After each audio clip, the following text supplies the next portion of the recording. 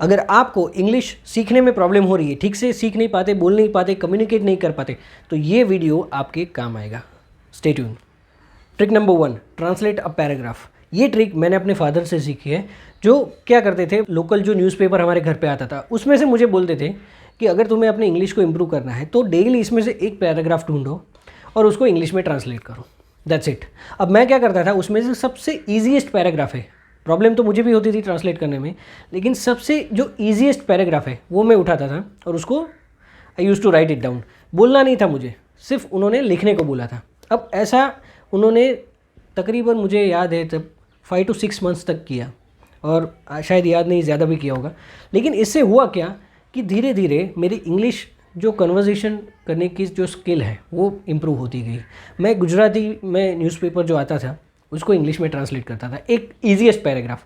Even though it was easiest paragraph, फिर भी मुझे बहुत हेल्प हुई।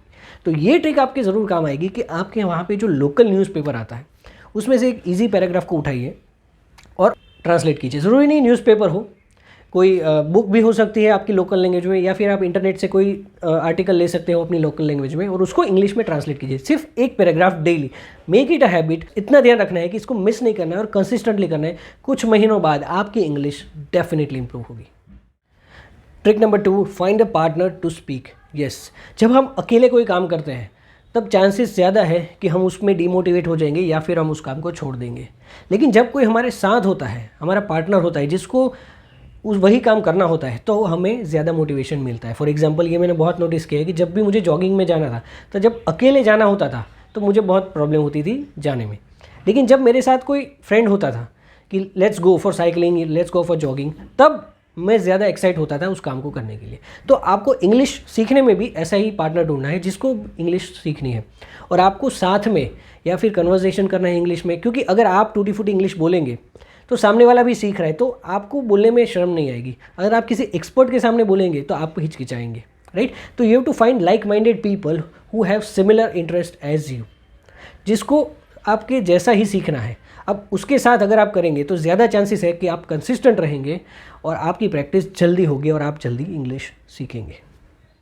Trick number 3, record your voice. बहुत बार हमें क्या लगता है कि हमने इंग्लिश बोल दिया, कैसा होगा पता नहीं। हमें कभी कभी लगता है कि बहुत अच्छा बोला या फिर बहुत ख़राब बोला, लेकिन असल में इट माइट बी अपोजिट। जब हमें लगे कि बहुत अच्छा बोला, हो सकता है बहुत गलतियाँ हो, और जब हमें लगे कि ठीक बोला, हो सकता है बहुत ही ब्रिलियंट वे में हमने कन्वे किया हो। लेकिन ये फीडबैक कैसे लें? एग्जैक्ट फीडबैक आपको तभी मिलेगा जब आप उसका रिकॉर्डिंग देखोगे, या फिर वीडियो रिकॉर्ड करो या फिर ओनली वॉइस रिकॉर्ड करो और उसको खुद ही सुनो, जैसे आप कोई थर्ड पार्टी हो। तब आपको पता चलेगा कि एक्चुअल में मैं इस वर्ड को ऐसे प्रोनाउंस कर रहा हूँ, यहाँ पे मैंने इतना गैप ले लिया, यहाँ पे मैंने ज़्यादा पॉज कर दिया।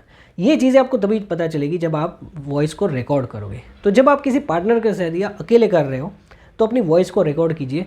ट्राई टू डू इन सच अ वे कि जो पहली ट्रिक थी जिसको लोकल लैंग्वेज पैराग्राफ को आपको ट्रांसलेट करना था, उसी पैराग्राफ को इंग्लिश में आप बोलने की कोशिश कीजिए बिना पढ़े, राइट। तो जब आप बिना पढ़े बोलेंगे और उस रिकॉर्डिंग को आप सुनेंगे तब आपको पता चलेगा कि कहाँ पे गैप्स है और कहाँ आपको इंप्रूव करने की ज़रूरत है। तो आपको किसी के फीडबैक की ज़रूरत नहीं, आपको खुद पता चल जाएगा कि आप जिस तरह से इंग्लिश बोल रहे हैं वो आपको पसंद है या नहीं, और उसमें आप इंप्रूवमेंट करते जाएंगे। And trick number 4 is switch on the subtitles during watching video. जब आप किसी वेब सीरीज़ को देख रहे हैं तो उसमें सबटाइटल्स को ऑन कर दीजिए। जब आप यूट्यूब पे वीडियोस देख रहे हैं तो उसे सबटाइटल्स को ऑन कर दीजिए। जिससे होगा क्या, आपको साथ में सबटाइटल्स भी देखने हैं। अगर हिंदी में कोई वीडियो है तो उसके सबटाइटल को, जो भी कोई वीडियो कंटेंट क्रिएटर उसके सबटाइटल्स अगर ला रहा है तो वहाँ पे उसको आपको पढ़ना है।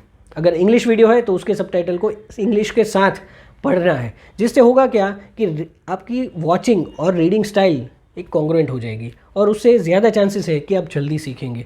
क्योंकि बहुत बार क्या होता है कि जब हम पढ़ रहे होते तो हमें पता नहीं चलता कि बोलना कैसे, जब हम सुन रहे होते तो हमें ये नहीं पता कि कैसे बोलते हैं। तो ये जो मिसमैच है उसको फिक्स करने का तरीका ये है कि जब आप किसी चीज़ को सुन रहे हैं उसी टाइम पे उसी चीज़ को पढ़िए। जिससे होगा क्या कि सबकॉन्शियसली वो चीज़ आप में इनबिल्ट होती जाएगी और आप इंग्लिश को जल्दी सीखेंगे। So make sure you switch on the subtitles during watching videos on YouTube और वेब सीरीज़। ये 4 टेक्निक्स बहुत ही आसान थी, लेकिन trust me I have practice this, और मैंने ये सीख के अप्लाई करके I have learned how to speak English more fluently than I was speaking before. So I have seen a lot of improvement in myself on how to speak English by trying these lines. And I hope कि अगर आप भी apply करेंगे तो आपको भी benefit होगा। अगर वीडियो पसंद आए तो लाइक कीजिए, शेयर कीजिए उन लोगों के साथ जिसको इंग्लिश कम्युनिकेशन में प्रॉब्लम आ रही है। Till then, this is the वल्गेजर signing off. I will see you in the next video. Thank you.